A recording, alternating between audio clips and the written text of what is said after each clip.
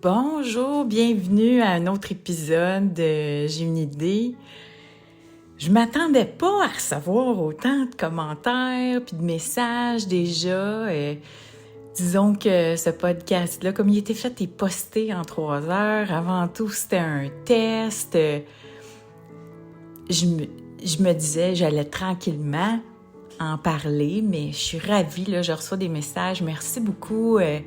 Là, vous m'avez fait des messages sur le fait que ma musique était trop forte lors du dernier épisode de Céline. Alors, je remercie Christiane et Gisèle qui me l'ont dit. Puis effectivement, moi, quand je l'écoutais sur mon téléphone, c'était correct, mais dans l'auto, je l'ai écouté là, hier quand j'ai eu vos messages.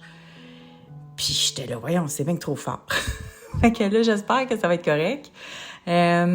Puis merci pour l'interaction parce que c'est ça que je veux avec le projet J'ai une idée. C'est vraiment pour converser avec vous.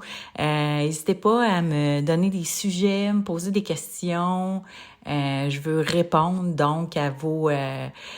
pas juste à vos commentaires, mais à vos besoins. Ceux qui me suivent, c'est probablement parce que vous êtes intéressés par la notoriété, peut-être comme à quelqu'un qui l'observe, mais aussi parce que vous avez envie d'avoir plus de notoriété. Donc, restez là parce qu'aujourd'hui, on va vous parler d'une des techniques là, les plus... qui peut être très rapide pour avoir de la notoriété, qui est de raconter son histoire.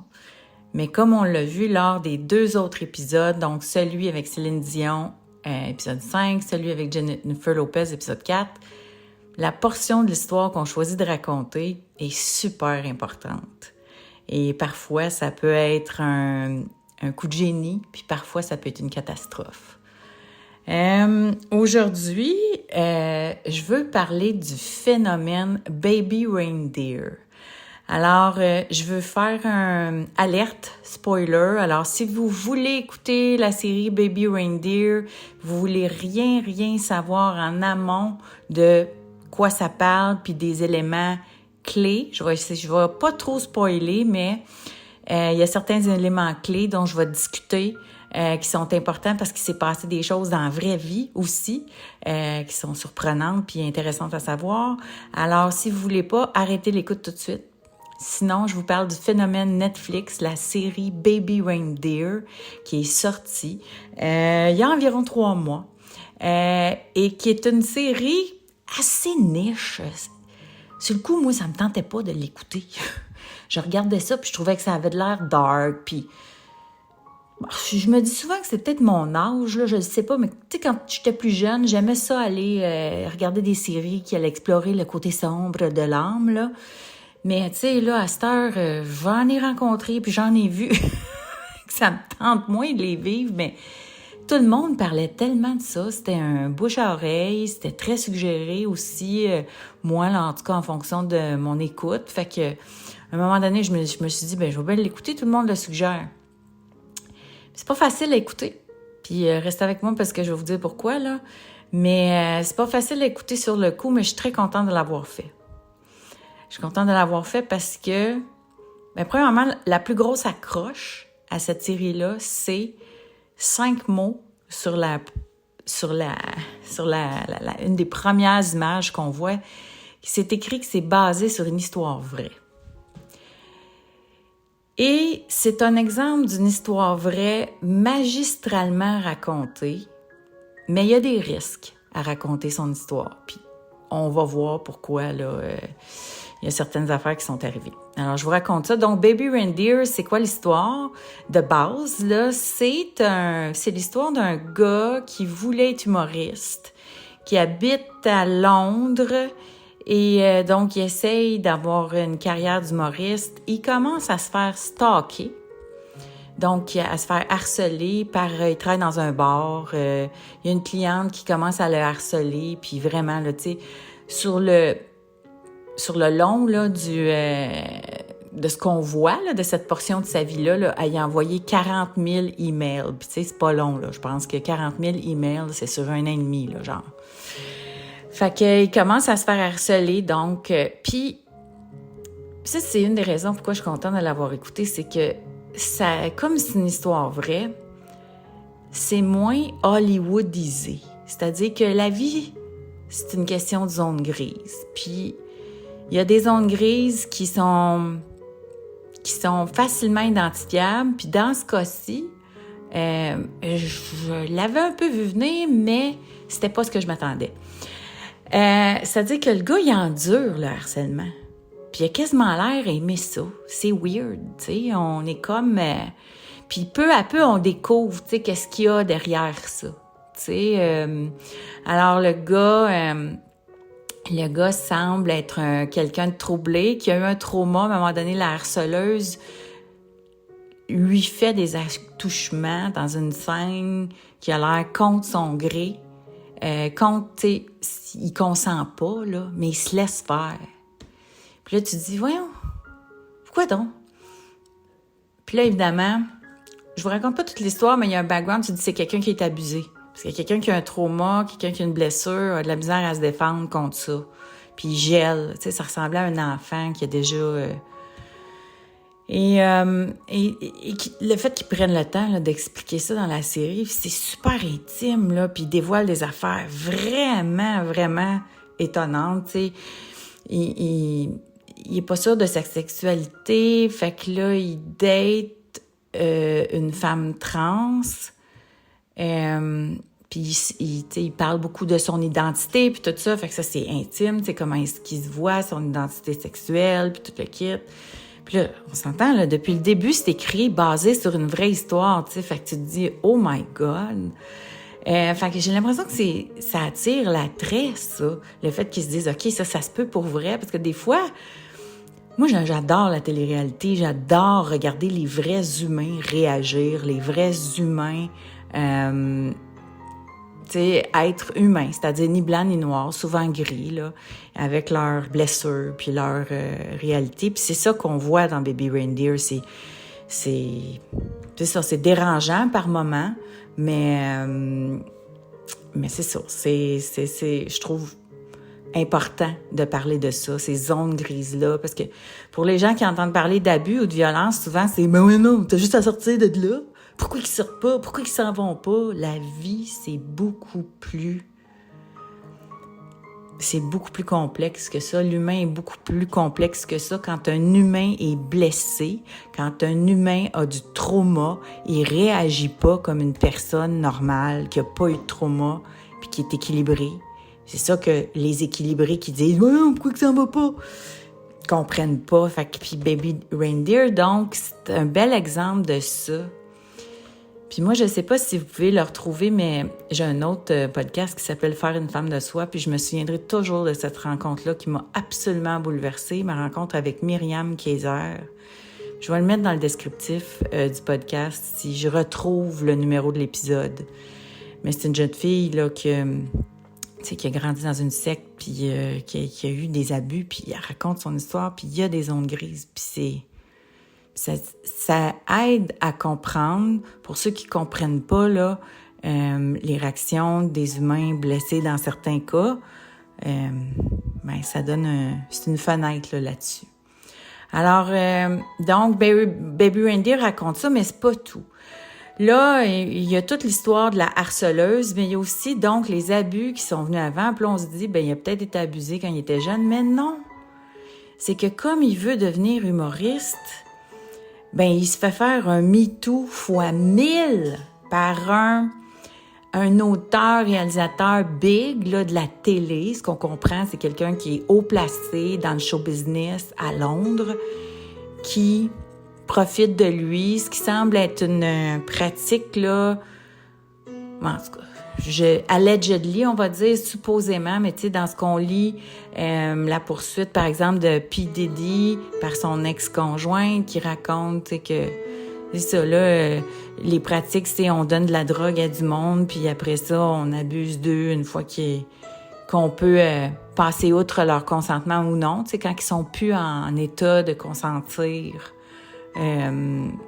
En tout cas, fait que, tu sais, on voit ça, dernièrement, on a vu ça, donc, dans l'affaire P. Diddy, Jeffrey Epstein, les gens parlaient de ça. La semaine dernière, à Montréal, il y avait le cas d'un médecin médecin de l'hôpital juif qui est accusé, mais il n'est pas condamné, mais bon, il y a eu un procès pour ça, puis c'était ça, là, on donne de la drogue pour vicier le consentement, c'est ce que la victime disait, bon, bref. Fait que lui, il s'est fait faire ça. Mais sur une longue période, puis avec quelqu'un qui était son ami aussi, là, encore là, tu sais, ça devient... C'est gris. C'est gris parce que ses sentiments par rapport à son abuseur sont gris.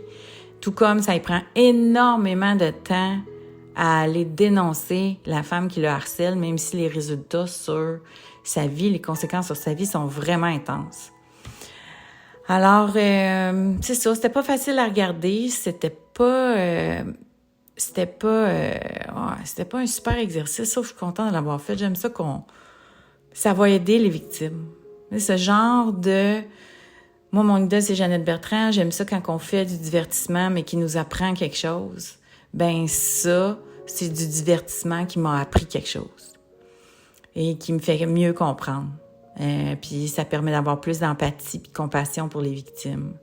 Puis aussi, lui, il a énormément de compassion pour sa harceleuse parce qu'il sait qu'elle souffre puis qu'elle a des problèmes. Puis à un moment donné, on comprend pourquoi elle est comme ça.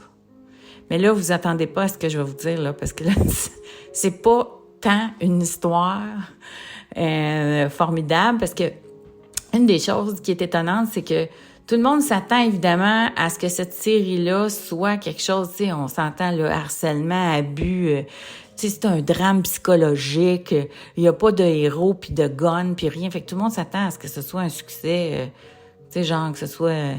numéro 32 dans son propre pays, là, mais tu sais, écoute, ça devient numéro 1 mondial partout. C'est une des séries qui est le plus écoutée, puis personne s'attendait à ça, là. C'est ça, c'est du bouche à oreille.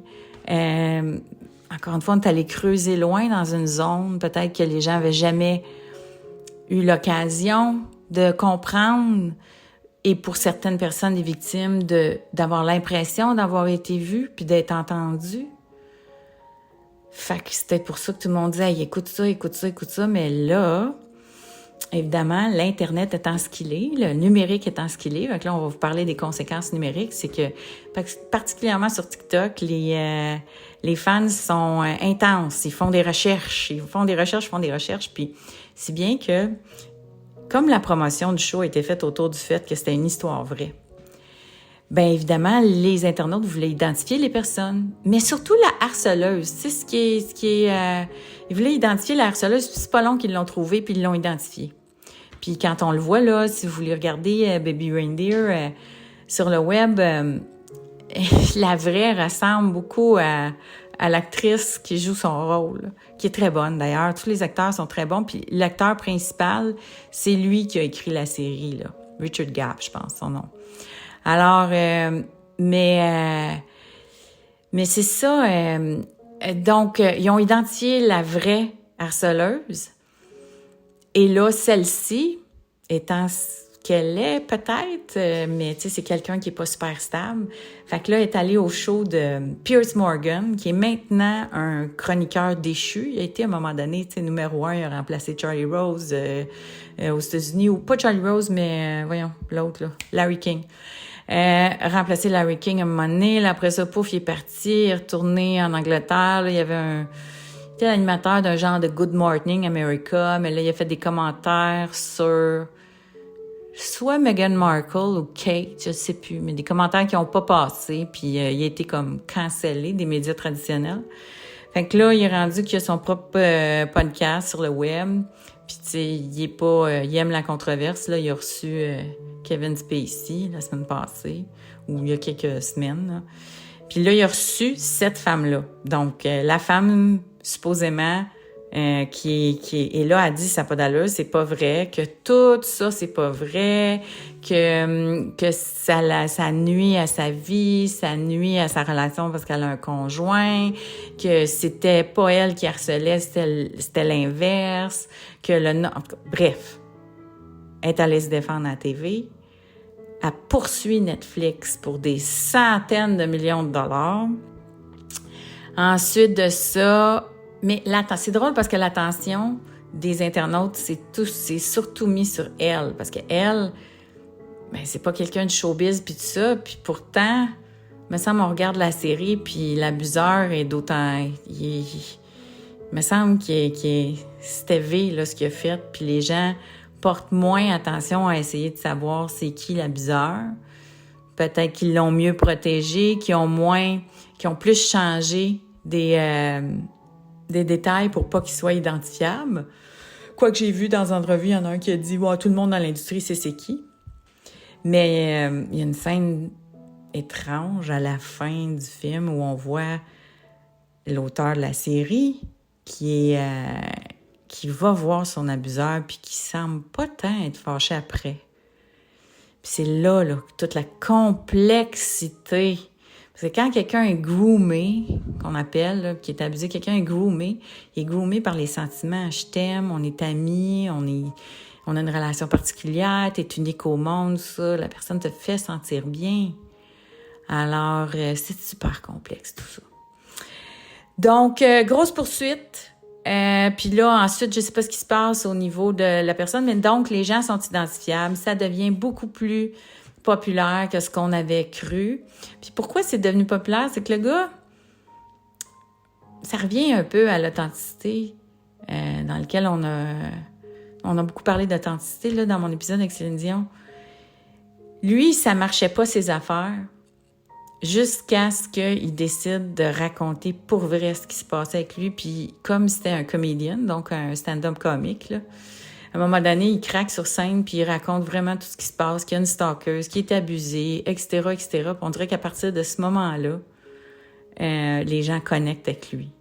Et là, sa carrière a connu l'ouverture qu'il attendait depuis toujours. Ceci dit, moi, j'ai l'impression que au moment où c'est publié ou au moment où il y a probablement eu un deal pour que son histoire soit transformée en série télé, il était probablement guéri, là. Hein? C'est raconter son histoire pour avoir de la notoriété, il faut le faire quand on est prêt. Parce que sinon, ça peut être un amplificateur du trauma. Et non pas un... Tu sais, il y a des gens qui pensent « je vais raconter mon histoire puis ça va me sauver. » là. Quand il y a question de trauma comme ça, là, c'est non, là, c'est pas une bonne idée. Ceux de ma génération vont se souvenir de Christiane F. Là. Puis Christiane F, ça l'a pas sauvé, là, le fait que son livre est devenu numéro 1 mondial, là, comme ça. Là. Tu sais, elle a eu énormément... Parce que ça peut devenir ça peut nourrir. Dans son cas, à Christiane F, c'était... Le titre du livre, c'était Christiane F, 13 ans, droguée, prostituée. Puis c'était un phénomène mondial. Là, on l'a tous lu, ce livre-là, les filles de ma génération. Moi, je pense que je l'ai lu 3 ou 4 fois. Là. Je sais pas à quel point, pourquoi qu'on connectait. Probablement que c'est ça, les émotions de l'adolescence.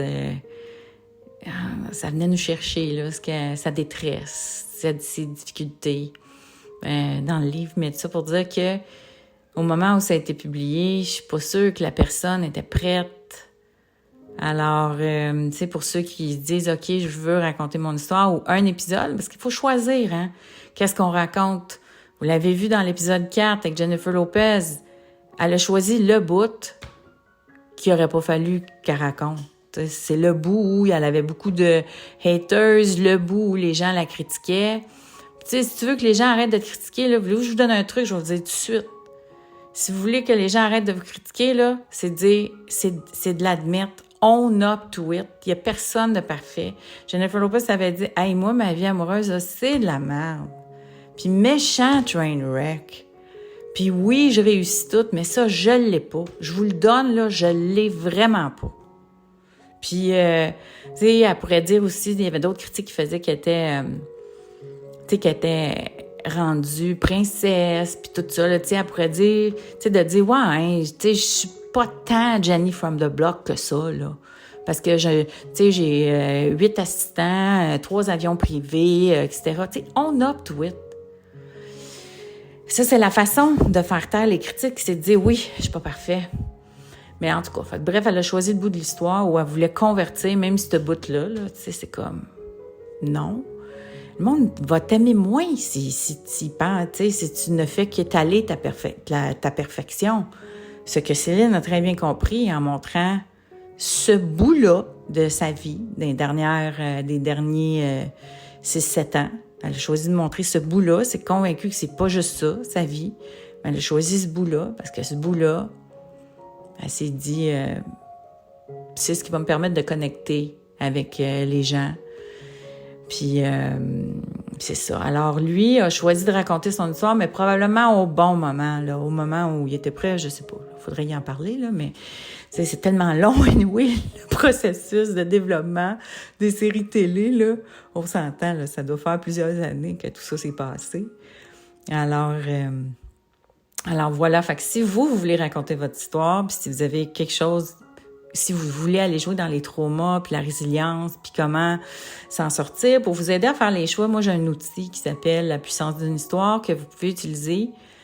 C'est quelque chose que je partage avec toutes les gens avec qui je travaille en privé. Je me suis rendu compte que personne, pas personne, mais c'était rare ceux qui connaissaient cette théorie-là de storytelling, théorie sur laquelle est basé là, tout le storytelling des histoires les plus connues et reconnues, là, de Star Wars à Hunger Games, à Eat, Pray, Love, même l'histoire de Michelle Obama dans son livre. Donc, il y a une structure précise, puis des choix qu'on peut faire qui vont nous aider à raconter notre histoire ou le bon bout de notre histoire. J'ai créé un outil numérique qui peut vous être utile si ça vous tente.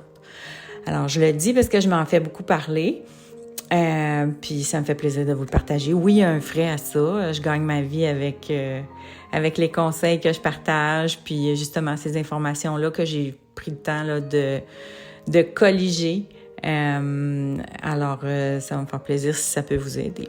Sinon, j'ai un petit disclaimer à faire aussi. Là, mon podcast, qui est un podcast audio à la base, hein, là, j'en fais une version vidéo pour qui c'est plus facile d'utiliser YouTube parce que je connais bien du monde qui ont pas encore l'habitude d'écouter des podcasts, que ce soit dans Spotify ou Apple, sont pas là. Fait que je mets une version sur YouTube, mais je la mets dans un logiciel, puis si ça vous intéresse, c'est le logiciel Descript, qui est super pour faire du montage rapide puis tout ça, parce que moi, je veux ça user-friendly à la fois pour moi, pour mes clients, sauf qu'ils sont pas top en français encore. Fait que parce que là, le Descript met tout le texte que je vous dis, mais il est pas top en français, donc il y a des fautes parfois.